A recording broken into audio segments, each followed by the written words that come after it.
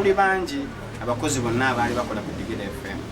radio Digiri yali efuuse family yaffe nga ne baba batunyonnyola omuntu ayinza okugamba okola otya ebbanga eryo lyonna biki mwagala byabwereere kubanga tulabeka bali ku social media agamba njagala miliyoni gweziti nga ye talina nsonga tuli bangi tubanja miliyoni ezisoba mu 13 so ng'embeera gye tulimu nzibu nnyo abakama baffe tubayogezezaako banoonya tubawandiikidde amabaluwa baganya okurespondinga ng'ate mutuufu ffenna embeera gye tulimu nzibu twakola sente ze tusaba tetwagala batuweeyo yadde 10 ekyobwereere batuwe ezo zokka ze twakolera miliyoni 13 wozitematema buli muntu abaako n'akasente ke yakolera kafuna kigamba nti Taata Sam ayagala miliyoni 13 kati singa uba walemeredde okuddamu bansanyira kuba mugambye okugezezaako ebbanga ddene by the way tetukyali kati mu kugezesa tugenda mu mbuga z'amateeka olwoya baffe ba Kigenya and Company Advocates betwakwasaganya nabo twababawa ennaku basooka ne tubawandiikira nga tuyita munnabacwa and Company Advocates ne bagana respondinga company nefuuka bize ne bagamba omanyi abana abantu baleka bangutu beetaaga omuntu ng'ayisobola followinga up ne baddamu ne tuwandiikira Kigenya and Company Advocates ne baganira olwekitula respondinga ne babawa ennaku ze baabawa nti muwakiri 14 days mbere nga mutuzeemu wadde akasimu yadde okubira omu ku mukozi ffenna abaaliwo ne bagaana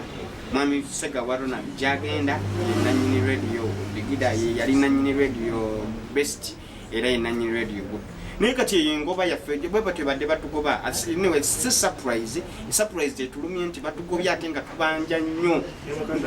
ne mukadde akakyamu mu kaseera ka covid Taata Sam ebbanga lino lyonna obadde obeezaawo batya amakaago nze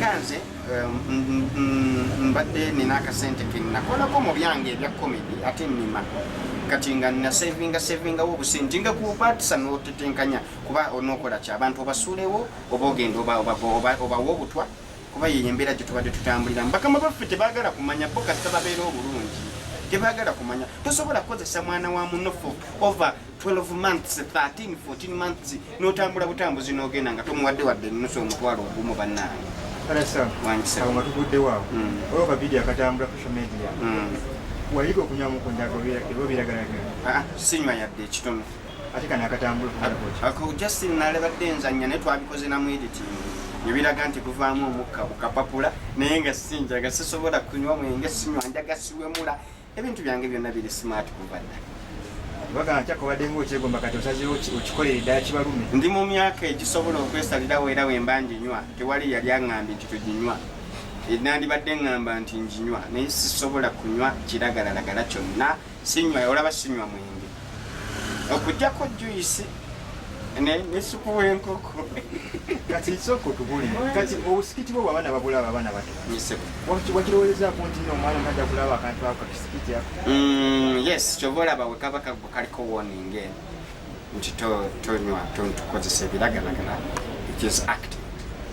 soko bira ku brand empya gyolina brand Taata Sam Comedy House ye brand empya gye tulina abaali batumanyidde eri ewakadde mu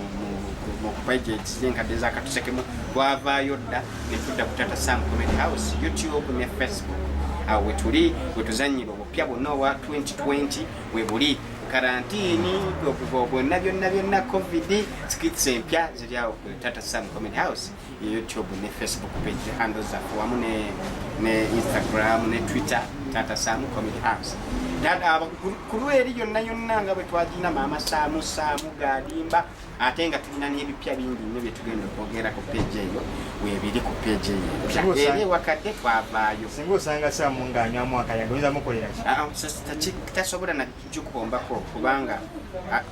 oyo omwana tumukuzizza nga ffe twakulanga batugaana ebintu ebimu for example wemula kyobola tewali sikiti yange esobola wemula nga batugamba kibi nnyo nze n'omuntu awemula tulaba wadde nkuze ndi comedian naye wempulira omuntu awemula mpuliranga n'enviiri zinvudde ku mutwe nsooka nakumagamaga waliwo awulidde oba nze nkiwulidde